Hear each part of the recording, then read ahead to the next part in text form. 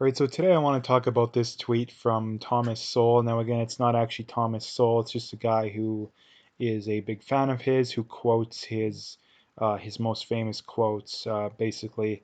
And as you can see, he has a lot of followers. So if you're on Twitter, go follow him and spread the tweets. But anyway, I want to talk about this one in particular because it's a very important concept that I wanted to talk about. So he goes on to say, although the big word on the left is compassion, the big agenda on the left is dependency, or I would say the real agenda. But anyway, the more people who are dependent on government handouts, the more votes the left can depend on for an ever expanding welfare state. Now, that is the goal. The goal of the left is not to help the poor. If there is no more poor, well, then who is there to vote for the left? Because how the left gets elected is constantly to promise to increase or at the very least keep the welfare state, the free health care or the taxpayer funded health care, the taxpayer funded child care, the taxpayer funded this, that, and the other, to keep that going or usually expand some of or all of it. Now, again, if there's nobody that would benefit off that kind of stuff, because the people that benefit off that kind of stuff are generally the poor. You could say people like public school teachers and nurses and stuff are not poor, but again, they're kind of the exception to the rule. But the thing to point out though is that the left constantly argues, oh, the right is the party of the rich, which is kind of true, kind of untrue. The right is more the party of the upper middle, the middle and up, moderate upper class. If you look at the richest areas in the States and Canada, I would be shocked if it was different, considering the States is a much bigger sample size. The richest of the rich tend to actually vote left. It's the people making median to about it's about the top, if you take the top, 5% of people, those are mostly left, top 1 to 5%, and the bottom about 25 to 30, that's basically the left's voting bloc. Now the reason why is that the people at the top, number one, 5-10% more taxes isn't really going to affect them that much. They tend to be people who own very big businesses, or people, maybe they're in real estate, something like that, and more regulations and all that kind of stuff a lot of times just benefits them. Like if you're the CEO of Walmart or Amazon or Twitter, um, massive amounts of government regulations and taxes more than likely just benefits you, because that prevents competition. Because the more regulations, you could easily comply with more regulations, but another regulation on a competitor that's an up and comer, that may be enough to completely destroy them.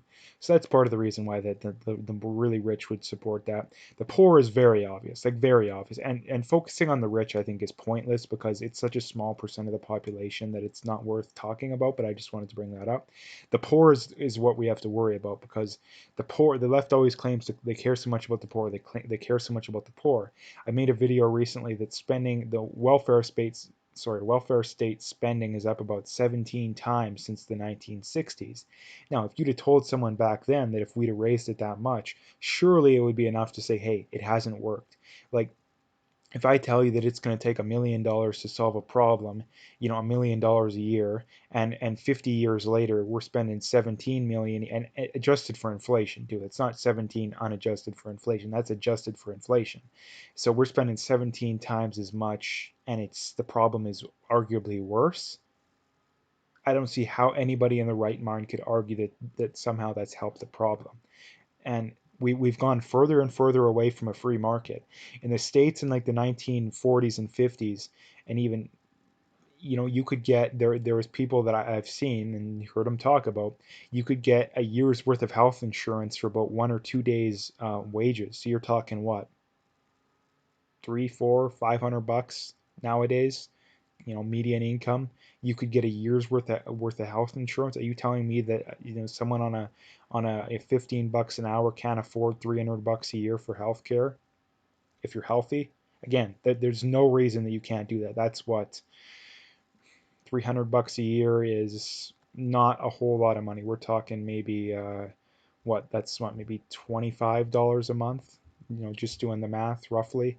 Um, so again, like the argument for that makes no sense. If you added up all the money, the problem with this kind of stuff is that the left, I believe, a lot of their positions is just them projecting. Again, they claim that the right they're not compassionate, they're selfish, when in reality they're the ones that are selfish. If they actually cared about the poor, their entire policy positions would, something that you really have to care about when it comes to this kind of stuff is how can we prevent people from becoming poor in the first place? Because a lot of people are just flat out destined to be poor. But the people you really want, like I'm talking about people who are very low intelligence, people who have terrible disabilities. Again, that's not their fault, but someone with a very low level of intelligence is never going to get a job making 6, 7 figures. It's just not going to happen. Maybe there's the one in a million, but again, it's just not going to happen. The problem with this kind of stuff that you want to prevent is the people that you turn poor. The people that look at it and be like, hey, I can get just as much money on welfare as if I work a minimum wage job. I'm going to go on welfare. I can get just as much money, on welfare, disability, all that kind of stuff. Again, why would you work? Why would you work? It makes no sense. And that's something I wanted to bring up. And that's the problem with the welfare state is it does nothing to prevent poverty. It just encourages it, because a lot of this stuff is genetic. That's why, again, you see these people, generations of people, more in the States, but in Canada too, you're seeing people that have generations of people that live in government housing or cheap apartments. Why does it happen? Because it's largely genetic. And all your genes see, they don't see anything in the big picture. They see, my parents were successful in having kids, procreating, and they were dependent upon government. They were on welfare. Therefore, again, your genes see that as that's the most successful person sexually that I've seen, in my life, at least by far the most exposure I've had. So that makes you all the more likely to repeat the cycle. And again, personality, that kind of stuff, you know, largely genetic. The left likes to claim it's a lot more environmental, which that's not what the evidence goes to show. It's largely genetic. Intelligence, largely genetic. Personality, largely genetic. There is, the small 10-20% of it is environmental. It's not all genetic, but it's largely genetic, which is why you need to create policies that de-incentivize people from becoming poor in the first place that's what the goal with these kind of programs should be. What can we do to reduce one's likelihood of becoming poor in the first place? And the way to do that is to simply um, divide the deserving poor and the undeserving poor. And again, this is going to happen at one point or the other. People, I boggles my mind why people refuse to acknowledge this kind of stuff. You have to divide between the person who's continuously made bad decisions their entire life, whether it's health, whether it's work, whether it's whatever, and say, hey, you're not going to get help until you get your life on track. And look at the guy who, the person who, or the guy or the girl, look at the person who genuinely fell on hard times. Maybe they lost their job through no fault of their own, and help those people. And that kind of stuff can easily be done through charity. Easily be done through charity. The reason why the left doesn't want this, because it would work objectively better basically by default, because the only way you would get help, at least in most cases, there would be people that would lie and that would cheat the system, yeah. But the problem is now is that we don't even try to stop people from cheating the system.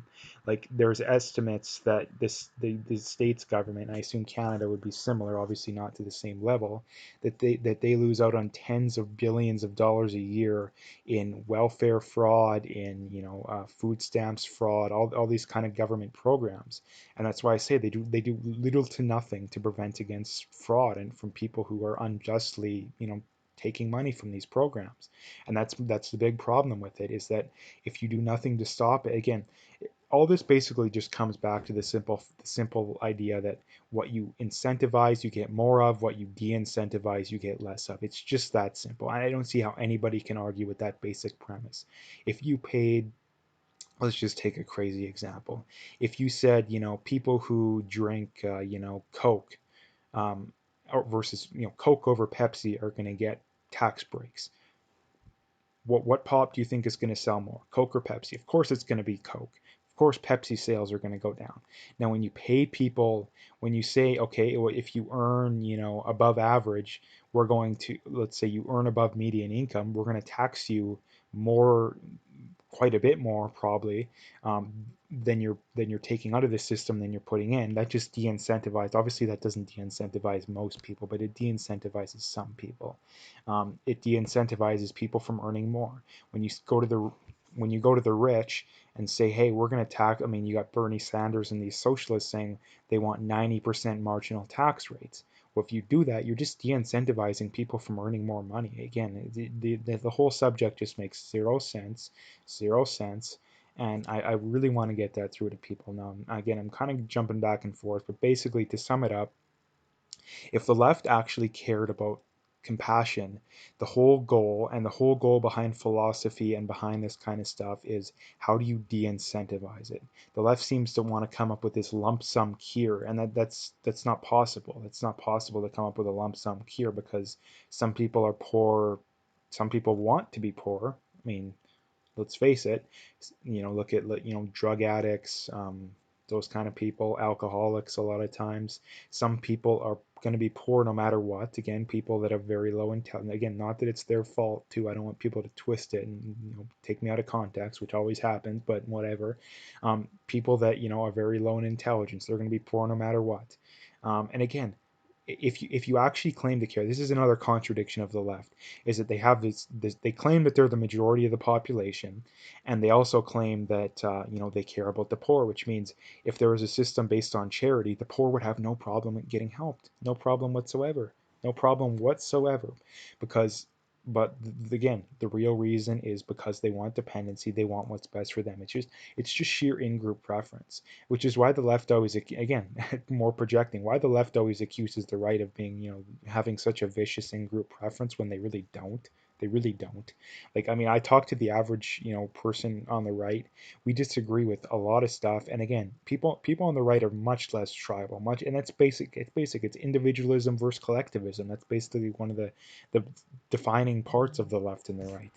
Um, but anyway, I've rambled quite a bit on this topic. I don't want to talk forever, so I'm going to leave it there. But again, I'm going to be making more videos on these kind of topics. And again, this kind of stuff is very important to understand because the left doesn't care about the poor. They don't care about the poor. They care about getting votes and they care about their free stuff.